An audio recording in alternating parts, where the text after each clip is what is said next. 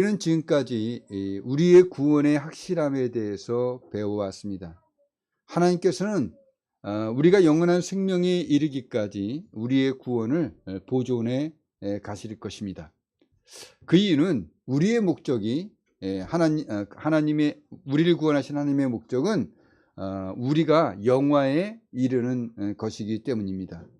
하나님에 의해서 이루어져 가는 이 영생에 대한 확실성은 그 누구도 방해하거나 실패하게 할 수 없기 때문에 그리스도의 영을 받은 모든 사람들은 다 구원에 이르게 될 것입니다. 자, 오늘 본문 1절 서두에서 바울 사도는 내가 그리스도 안에서 참말을 하고 거짓말을 아니하노라 이렇게 말하고 있습니다. 우리가 자신의 말이 조금도 거짓이 없는 진실이라는 것을 강조할 때 참말이라는 이 단어를 사용하면서 말합니다. 우리 모두가 그렇게 말한 적이 있을 것입니다. 정말로 내가 말하는 것이 진짜인데 아무도 믿어주는 사람 없을 때, 정말 사람들이 의심할 때 그것이 사실임을 증거하고자 참말로 이렇게 말하면서 자신이 말하는 것이 거짓이 아닌 진짜임을 증명해 보이려고 합니다. 그러니까 바울 사도는 지금부터 내가 하는 말은 추호도 거짓이 없는 진실이라는 뜻을 담아서 참말을 하고 거짓말을 아니하노라 이렇게 말씀하고 있는 것이죠. 근데 이 말씀을 누구 안에서 하고 있다 그래요? 그리스도 안에서 말하고 있다고 합니다. 자신이 말하고 있는 것이 진실이라는 것을 증거하기 위해서 그 증인으로 그리스도를 앞에 내세운 것입니다. 우리는 자신을 증인으로 내세우지만 바울 사도는 그리스도를 증인으로 내세우며 자신이 참말을 하고 있음을 강조하고 있어요. 우리가 나보다 더 권위 있는 사람을 내세우며 말한다는 것은 내 말이 진짜다라는 것을 입증하려고 하는 것입니다. 그래서 그 분야의 전문가로서 권위 있는 사람을 앞에 내세우면서 자신의 말을 입증하려고 합니다. 그렇다면 바울 사도가 예수 그리스도를 주님으로 믿고 고백하며 경외할 뿐만 아니라 그 이름을 세상에 증거하고자 전도하는 사람이라는 것을 모든 세상 사람들이 다 알고 있습니다. 이런 바울 사도가 그리스도를 증인으로 내세우며 그리스도 안에서 말하고 있다는 것은 자신이 그리스도로 말미암아 생명을 얻은 그리스도의 지체로서 말하고 있는 것이고, 그리고 그리스도께서 자신이 말하는 것을 엄중하게 지켜보고 계신다는 것을 알고 내가 지금 말하고 있다라고 말하고 있는 거예요. 그러니까 사도 바울은 자신이 한치의 거짓도 없이 진실만을 지금 이야기하고 있다는 것을 증거하기 위해서 그리스도를 앞에 내세우고 있는 것입니다. 자, 바울 사도는 자신의 편지를 읽는 모든 사람들이 자신의 말이 거짓이 아니라 참말이라는 것을 알아주기를 간절하게 소원하고 있다는 것을 이 말씀을 통해서 우리가 알 수가 있습니다. 그렇다면 바울 사도가 말하고자 하는 참말은 무엇일까요? 나에게 큰 근심이 있는 것과 마음에 그치지 않는 고통이 있는 것입니다. 바울이 갖고 있는 그 큰 근심과 마음에 그치지 않는 고통에 대한 내용이 무엇인지에 대해서는 3절에 기록되어져 있습니다. 그러나 먼저 1절 하반절에 내 양심이 성령 안에서 나와 더불어 증언하노니 라는 말씀을 먼저 살펴보겠습니다. 바울 사도 자신이 양심이 성령 안에서 바울 사도와 더불어 증언한다고 합니다. 이 말씀의 내용도 3절의 말씀을 3절 말씀 안에서 다시 설명을 드리겠습니다. 먼저 지금 여러분에게 말씀드린 내 양심이 성령 안에서 나와 더불어 증언한다는 이 말씀 속에서 양심에 대해서 살펴보겠습니다. 우리는 어떤 일을 하거나 했을 때 양심에 거리낌 없이라는 말을 사용합니다. 양심대로라는 말은 거짓 없이 바르게 또는 옳게 선하게 했다는 말이 됩니다. 반대로 양심에 어긋나게는 그릇되게 도덕적으로 옳지 않게 행했다는 뜻이 되죠. 양심이 옳고 그름의 기준이 되어진다는 것입니다. 양심에 한치에 어긋나지 않게 했다. 이 말은 다른 사람과 의논하거나 판단하지 않고 오직 자기 자신의 양심에 근거해서 자신의 진실성을 증명하려고 하는 것입니다. 양심은 우리 안에 존재하고 있습니다. 여러분 모두 다 양심을 갖고 있습니다. 그 양심이 여러분들이 어떤 것을 생각하거나 무엇을 하거나 했을 때 여러분 안에 있는 양심이 양심 자신의 의견을 분명히 표현하게 됩니다. 많은 경우 여러분이 생각하거나 무엇을 할 때 양심이 자신의 의견을 표현하는데 양심이 스스로 판단합니다. 그래서 하라고 지시하거나 하지 말라고 해요. 만약에 하라고 하는 것을 안 하면은 정지하겠죠. 하지 말라는 것을 하면 또 정지할 겁니다. 이 양심의 가책을 느끼는 거예요. 이렇게 양심의 지시를 거스르거나 응하지 않게 될 때 여러분들 안에서 양심이 여러분들을 정지해서 여러분들이 가책을 느끼는 것을 여러분들도 다 경험해 봤을 것이라고 저는 생각합니다. 근데 모든 사람의 양심이 다 똑같은 것이 아닙니다. 사람들은 모두 양심이 다 똑같을 것이라고 생각하지만 양심은 사람에 따라, 문화에 따라 다 다릅니다. 살아온 환경에 따라 양심도 다 다릅니다. 그리고 양심이 언제나 옳게 판단을 내린다고 생각할 수 있지만 사실 양심도 실수가 있어요. 양심 자체가 완전한 것이 아니라는 것입니다. 쉽게 이야기해서 좀 극단적인 예를 들겠습니다. 식인종 사회에서 식인 풍습은 양심의 가책을 받지 않습니다. 당연한 것이죠, 그죠? 그러나 이런 풍습이 아주 잘못된 것이라고 알고 있는 사람이 아무것도 모르고 무의식적으로 식인 풍습에 접하게 되었다가 그것을 나중에 알게 되었을 때는 어떻게 합니까? 그 사람은 양심에 심한 가책을 느끼며 괴로워하게 될 것입니다. 또 우리가 사치라고 인식하는 게 있습니다. 지위가 있고 여유가 있는 사람이 고가의 옷을 사 입었다고 그것이 양심의 가책을 받지는 않습니다. 고가의 옷이 자신의 신분에 어울리는 것이고 당연한 것이라고 생각할 겁니다. 그러나 똑같이 지위가 있고 여유가 있는 분이라도 평소에 검소한 생활을 실천하는 분이 있다고 합시다. 이분이 고가의 옷을 입는 것을 낭비로, 사치로 생각하시고 평소하게 검소하고 수수하게 입고 다녔다면 만약에 이분에게 고가의 옷을 선물해서 그분이 그것을 입게 되었다면 이분은 분명히 내가 이런 옷을 입어도 되는 것인가 라고 양심의 가책을 느낄 확률이 큽니다. 모든 종류의 차별도 마찬가지예요. 어떤 사람에게는 차별이기 때문에 양심의 가책을 느끼게 되겠지만은 다른 사람에게는 당연한 권리로 받아들여지게 되니까 양심의 가책을 전혀 느끼지 않게 됩니다.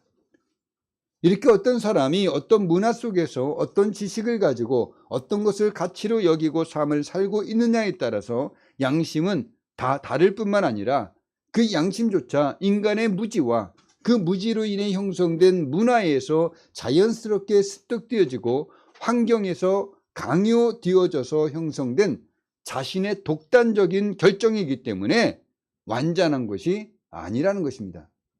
그래서 양심도 교육을 받아야 돼요. 수련을 받아야 됩니다. 자,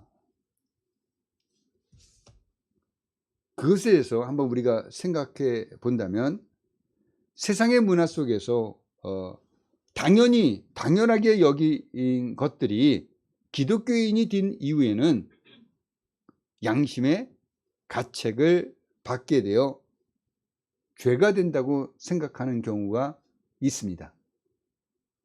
또 내가 세상 속에 살 때는 전혀 양심의 가책을 느꼈던 것들이 내가 기독교인이 된 다음에는 그것이 양심의 가책을 느낄 필요가 없는 그런 일이었다는 것을 알게 됩니다.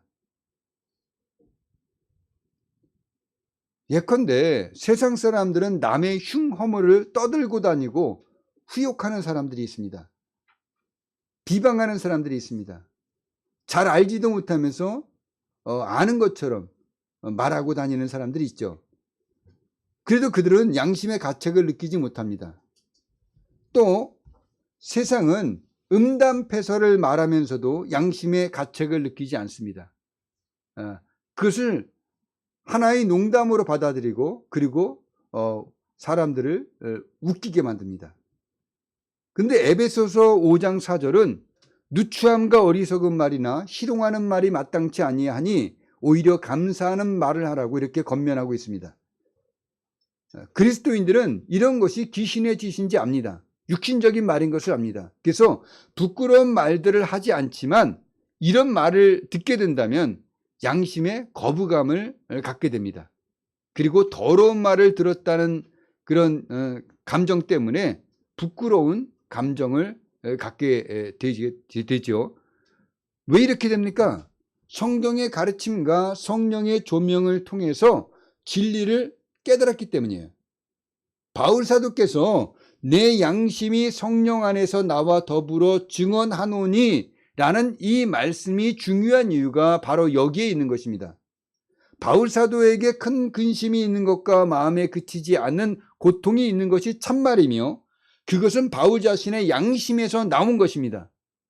바울 자신의 양심에 실수와 오류가 없는 진리, 진실이라는 것을 누가 증거해 준다는 거예요? 성령께서 증거해 준다는 것입니다.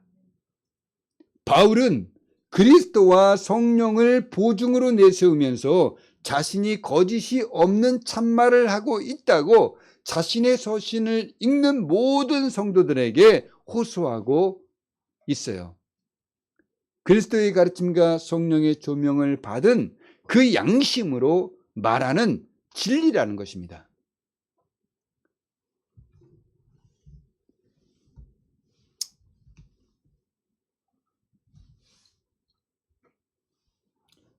우리는 양심이 정죄하고 책망하는 일들, 정말 우리 양심의 가책을 받는 일들, 또 가책을 느끼게 될 거라면은 그 일은 하지 않아야 됩니다.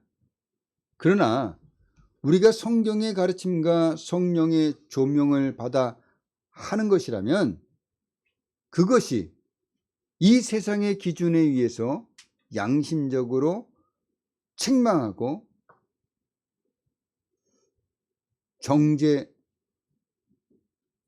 정죄돼서는 안 된다는 것입니다. 그리스도인이 가진 양심의 기준은 이 세상의 것이 아니라 그리스도의 가르침과 성령의 조명을 받아서 깨달아 알게 된 것이기 때문이에요. 그러니 그리스도의 가르침과 성령의 조명을 받아 깨달아 알게 된 것이 여러분 가운데 있다면 여러분이 세상에서 습득된 양심과 다투며 옳고 그름에 대해서 더 이상 다투지 마십시오. 기준은 그리스도의 가르침입니다. 기준은 성령께서 깨닫게 해주신 거예요. 그래서 세상의 양심의 기준이 우리와 다투게 될 때는 우리는 그리스도 안에서 그리스도의 가르침대로 성령이 증거하는 대로 우리는 그 양심을 기준으로 우리는 당당하고 떳떳하고 그리고 힘있게 살아가시면 됩니다. 자, 그러면 이제 바울 사도에게 큰 근심이 있는 것과 마음에 그치지 않는 고통이 있다고 했어요. 그럼 이것이 무엇인지 한번 살펴보도록 합시다. 3절입니다. 나의 형제 곧 고륙의 친척을 위하여 내 자신이 저주를 받아 그리스도에게서 끊어질지라도 원하는 바로라. 바울은 나의 형제, 곧 고륙의 친척이라는 단어를 사용합니다. 바울은 자기 형제, 곧 고륙의 친척들로 인해서 큰 근심과 마음에 그치지 않는 고통이 있다고 말하고 있습니다. 바울은 유대인이에요.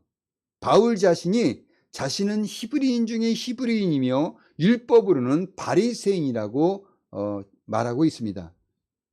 바울은 자신이 속해 있었던 아브라함의 후손이라고 믿고 있는 유대인 공동체를 나의 형제, 고륙의 친척이라고 말하고 있는 것입니다. 이들은 성경을 믿고 있다고 하면서 성경에 기록되어진 오신 메시아를 십자가에 못 박아 죽인 자들이었습니다. 바울이 자신이 속해 있었던 유대 공동체를 볼 때 그들은 살아있다고 하지만 죽어있는 인생이요, 그들은 믿음이 있다고 하지만 그들은 믿음이 없는 삶을 살아가고 있었어요. 그들은 그리스도 안에서 형제 자매된 자들이 아니었습니다. 하나님의 권속이 아니에요. 하나님의 가정에 입양된 하나님의 자녀들이 아니었던 것입니다. 성령으로 거듭난, 사랑하고 사모하는, 정말 신의 성품에 참여한 그런 그리스도인들이 아니었습니다. 바울 자신의 면류관인 사랑하는 자들이 아닌 육신적인 반열에 속해 있는 다른 형제들이었습니다. 그래서 그리스도 안에서 나의 형제된 자들이 아니라 나의 형제, 곧 고륙의 친척이라고 지금 사도 바울이 말하고 있는 것입니다. 여러분들 중에도 예수 믿지 않는 가정, 또 예수 믿지 않는 가족, 형제, 즉 고륙의 친척들이 있을 것입니다. 여러분들이 성령으로 거듭난 하나님의 가족이라면 여러분들의 육신의 반열에 속해 있는 가족들과 영적으로 다른 것을 분명하게 느끼게 됩니다. 그리고 영적으로 그리스도 안에서 성령으로 결합되어진 하나님의 가족 안에서 살게 되었을 때 육신의 반열 안에 있는 가족 안에서 느껴보거나 가져보지 못한 가장 견고하고 친밀한 연합, 그리고 그리스도 안에 있는 이 사랑과 은혜를 분명하게 느끼며 경험하게 됩니다. 그뿐만 아니라 서로가 하나님의 가정 안에 있는 자녀들로서 갖게 되는 기쁨과 평안, 안전함을 소유하고 있다는 것을 너무나도 금방 알게 돼요. 그래서 이 신령한 복을 누리는 성도 간에 교통하는 영적인 즐거움을 서로 간에 누리게 되는 것입니다. 이렇게 그리스도 안에서 하나님의 가족에 속해 있다는 일체감이 형성되고 그 가족으로서 함께 있고 싶다는 마음을 가지고 계신다면 여러분들은 분명히 그리스도 안에 있는 하나님의 가족입니다. 하나님의 형제 자매들입니다. 유대인들은 오신 메시아를 영접하지 못하고 박해하고 못 박아 죽였을 뿐만 아니라 장차 영원한 심판에 들어갈 자신들의 처지를 알지도 못하면서 자신들이 하나님에 대해서 잘 알고 있다고, 그리고 아브라함의 자손이라는 것을 내세우면서 예수가 그리스도 되심을 부인하였습니다. 그래서 바울 사도는 어떻게 해서든지 이들이 복음 안으로 들어와서 구원받기를 간절히 바랬어요. 자신의 형제인 고륙의 친척인 유대 민족이 예수 그리스도를 믿어 구원을 받지 못한 것이 너무나도 바울에게는 슬픈 안타까운 현실이었던 것입니다. 그래서 바울은 자신이 저주를 받아 그리스도에게서 끊어질지라도 원하는 바가 바로 이 유대 형제들, 즉 고륙의 친척들이 예수 그리스도를 믿어 구원에 이르기를 바라는 그 애끓는 마음을 이렇게 드러내고 있는 것입니다.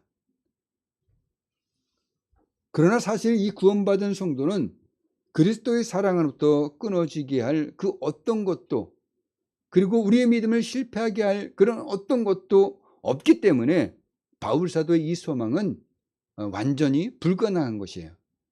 그럼에도 불구하고 바울은 그런 상황이 자신에게 있을지라도 자신의 형제인 고르게 친척들이 다 구원을 받게 된다면 기꺼이 그렇게 되기를 간절히 원하는 마음을 갖고 있었다고 지금 말하고 있는 것입니다. 우리도 마찬가지입니다. 우리도 사랑하는 형제, 즉 고르게 친척들이 또 나의 가까운 이웃들이 다 예수를 믿어 구원에 이르기를 간절히 소원하며 하나님께 기도를 드립니다. 그리고 복음에 대해서 전하고 예수 그리스도를 전합니다. 내가 그들 대신 저주를 받아 그리스도에게서 끊어질지라도 나의 사랑하는 가족들이 다 구원을 받기를 바라는 이 바울 사도와 같은 마음에 미치지 못할지언정 다 구원에 이르며 천국에 함께 들어가기를 간절히 원하는 그런 마음이 모두에게 다 있을 것이라고 저는 생각합니다. 근데 우리가 알아야 할 것이 있습니다. 육에 속한 사람은 하나님의 성령의 일들을 받지 아니하나니 이는 그것들이 그에게는 어리석게 보이며 또 그는 그것들을 알 수도 없나니 그러한 일은 영적으로 분별되기 때문이라 이렇게 성경은 가르쳐주고 있습니다. 즉 육에 속한 사람은 성령의 일들을 받지 않습니다. 받을 수가 없습니다. 우리가 아무리 우리 형제 곧 고르게 친척들을 설득하고 이해시키고 노력한다고 할지라도 그들에게 복음은 어리석은 것으로 보여질 뿐입니다. 또 하나님 아버지와 그의 독생자 예수 그리스도를 알 수도 없습니다. 그러니 어떻게 하나님께서 예수 그리스도를 통해서 사람들을 구원하시고자 하시는 이 영적인 일들을 그들이 알 수가 있겠습니까? 없습니다. 하나님의 성령께서 한 영혼을 뒤흔들어서 자신의 죄를 깨닫게 하고 그 죄의 문제를 해결받고자 하는 간절한 회개의 마음을 주시지 않으면은 결코 사람이 스스로 영적인 일들을 알 수가 없다는 것입니다. 성령께서 한 영혼이 각성하여 죄에서 고침을 받고자 하는 회개의 마음을 불어넣어 주시지 않는다면 결코 그들이 예수를 그리스도로 영접하여 구원에 이를 수가 없다는 것입니다. 우리도 이전에는 다 그들과 같이 생각하고 마음 먹고 행동했습니다. 하나님의 마음을 아프게 해드린 사람들이었습니다. 영적인 것을 알지 못하고 영적인 것을 아는 양 함부로 떠들어대던 사람들이었습니다. 진리를 배척하고 내 마음대로 내 뜻대로 내 의지를 가지고 내 능력대로 내가 살아가고 있다 이렇게 주장했던 사람들입니다. 그러나 성령으로 말미암아 예수 그리스도를 붙잡게 되었습니다. 하나님의 은혜로 구원을 받게 된 것입니다. 그러니 그들이 그리스도를 배척하고 하나님에 대해서 무지하며 신령한 일들에 대해서 알고 싶어하지 않으며 성령의 일들을 받지 않으려고 한다고 그들을 비난하지는 맙시다. 육에 속한 사람은 하나님의 성령의 일들을 받지 아니하나니 이는 그것들이 그에게는 어리석게 보이며 또 그는 그것들을 알 수도 없나니 그러한 일은 영적으로 분별되어지기 때문입니다. 그들이 알 수 없는 것을 비난한다고 알 수 있게 되는 것이 아닙니다. 고린도서 4장 3절에서 4절은 자연인들이 어떤 상태에 놓여 있는지를 알려주고 있습니다. 만일 우리의 복음이 가리었으면 망하는 자들에게 가리어진 것이라. 그 중에 이 세상의 신이 믿지 아니하는 자들의 마음을 혼미하게 하여 그리스도의 영광의 복음의 강체가 비치지 못하게 함이니 그리스도는 하나님의 형상이니라. 사탄에게 붙잡혀 있는 자연인들은 결코 스스로 복음을 받아들일 수 없습니다. 예수가 그리스도임을 믿을 수가 없습니다. 하나님이 온 우주 만물을 창조하신 창조주이심을 믿어질 수가 없다는 것입니다.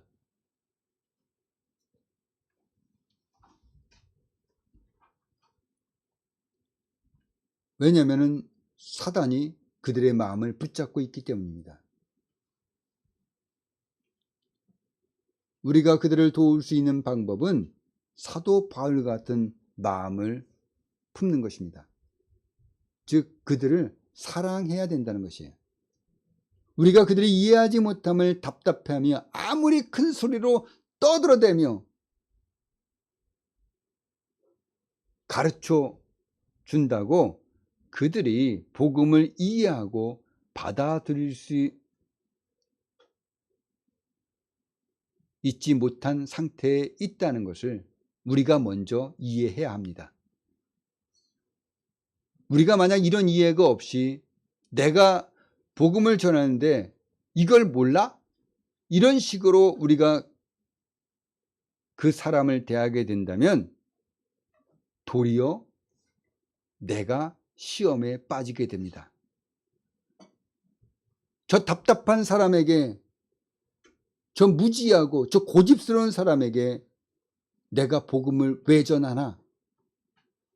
하나님을 알지 못하는 저 죄인에게 내가 복음을 뭐하러 있을 데 없이 전하고 있는가?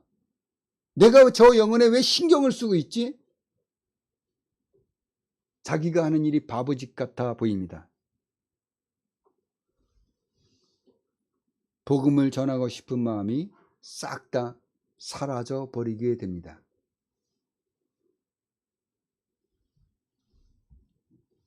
그들이 거절하는 것은 그들이 영적으로 아무것도 모른다는 것입니다. 모르기 때문에 그러는 거예요. 모르기 때문에. 허물과 죄로 죽어 있는 사람이 어떻게 스스로 살아서 그리스도께로 나올 수 있겠습니까?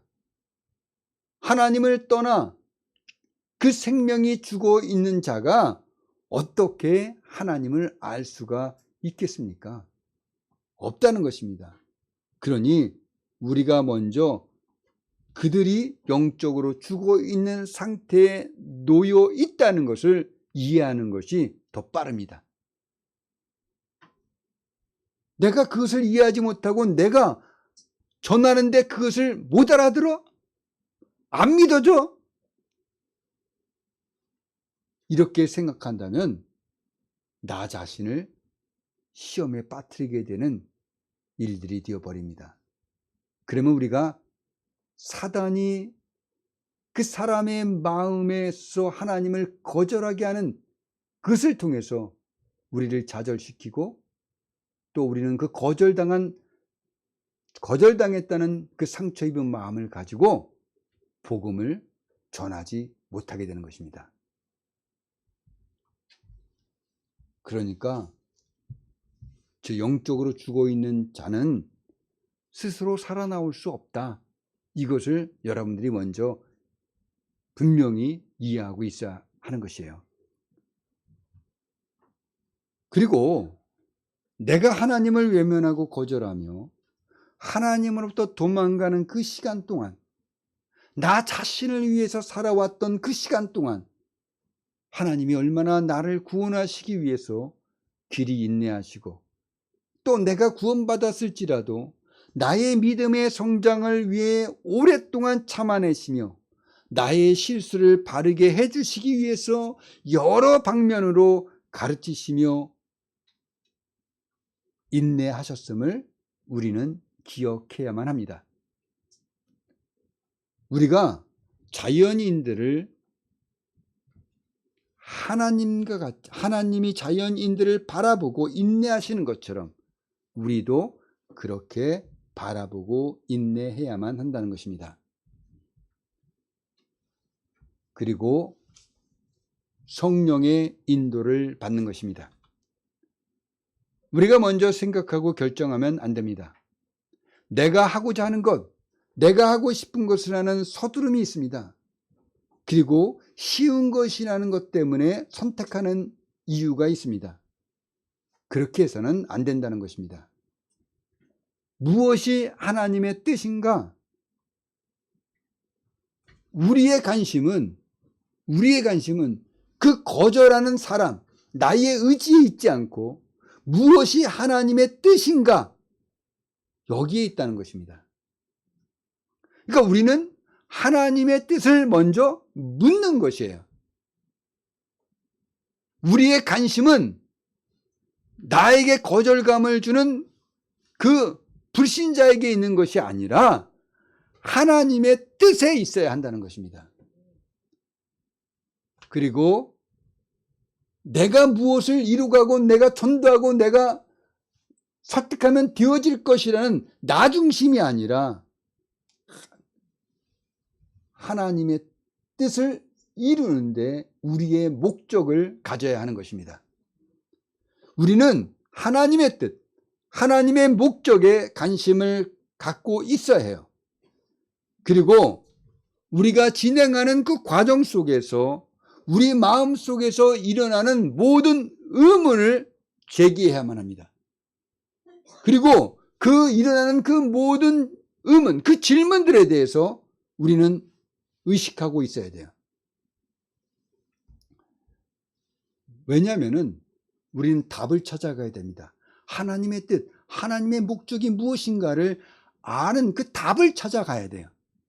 그래서 그 의문에 대한, 그 질문에 대한 것들을 반드시 의식하고 있어야 됩니다. 그리고 그것에 대한 답을 찾아가기 위해서 우리는 성경을 계속해서 꾸준히 묵상해 나가야 할 뿐만 아니라 기도하면서 그 의문에 대한 답을 찾아가는 것입니다. 내가 하는 게 아니에요. 내 의지와 내 지식과 내 자아를 갖고 하는 게 아닙니다. 이렇게 하나님의 뜻, 하나님의 목적, 이것에 대한 답을 성경과 기도를 통해서 찾아가다 보면 성령께서 여러분 속에 어떤 답을 주셨다는 확증이 여러분에게서 일어나게 됩니다. 아마 기쁨으로 넘치게 될 거예요.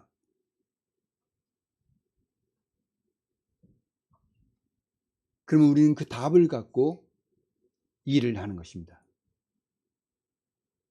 그러니까 우리가 성경을 읽고 기도하면서 하나님의 뜻을, 하나님의 목적을 찾아가면서 어디에 민감해야 됩니까? 성령의 인도하심에 민감해야 된다는 것입니다. 성령의 분명한 지시에 우리는 순종하며 행동해야 되는 거예요. 여러분 가족의 구원, 또는 여러분들이 사랑하는 사람들에 대한 구원이나 또는 어떤 일에 대해서 여러분들이 먼저 관심을 갖는 것이 아니라 하나님, 그들에 대한 하나님의 뜻을 먼저 생각해 보아야 된다는 것입니다. 그래야 우리가 시험에 빠지지 않아요. 마귀에게 속아 넘어가지 않습니다. 하나님이 우리에게 주신 사역이 중단되지 않습니다. 여러분 자신이 상처받지 않습니다. 바울 사도는 자신의 형제, 곧 고르게 친척이 구원받기를 간절히 바랬습니다. 그러나 그리스도 안에서 자신의 말과 생각의 중심을 잡았습니다. 양심조차도 성령 안에서 증거를 가졌어요. 우리도 마찬가지입니다. 우리 사랑하는 고르게 형제, 친척들이 다 구원받기를 원합니다. 싫어하는 사람이 있습니까? 없습니다. 우리의 사랑하는 우리의 이웃들이 다 구원에 이르기를 바랍니다.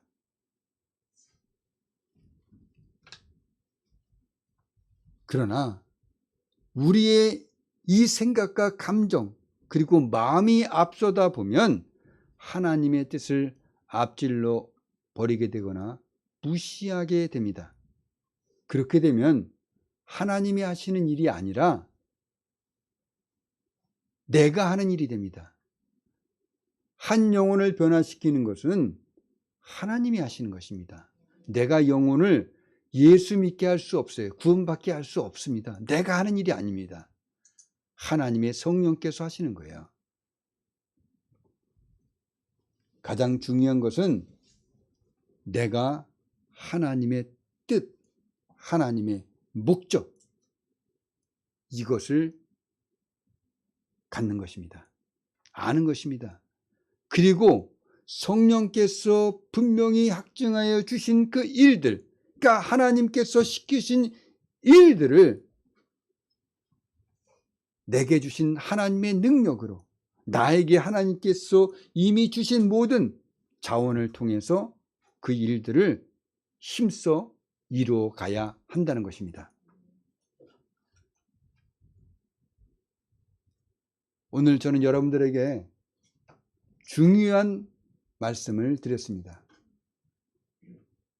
이제 여러분들의 가족과 여러분들의 사랑하는 사람들을 구원하기 위한 그 방법, 그것은 먼저 하나님의 뜻 안에 있어야 되는 것입니다. 하나님이 계획하신 목적을 여러분들이 갖고 있어야 하는 것입니다. 그러기 위해서 성경을 묵상해야 됩니다. 기도하셔야만 합니다. 그리고 성령의 인도에 민감하셔야 됩니다. 성령께서 분명히 확증시켜 주셨다면 그대로 그것을 순종함으로 따라야 하는 것입니다. 이런 실천이 우리에게 있게 될 때 반드시 여러분에게 한 영혼의 구원뿐만 아니라 여러분들의 그 구원의 열매를 가졌다는, 즉 바울 사도가 말한 면류관을 갖게 됐다는 그런 기쁨이, 그런 은혜와 감격이 여러분의 영혼 안에 가득 넘치게 될 것입니다. 기도하겠습니다.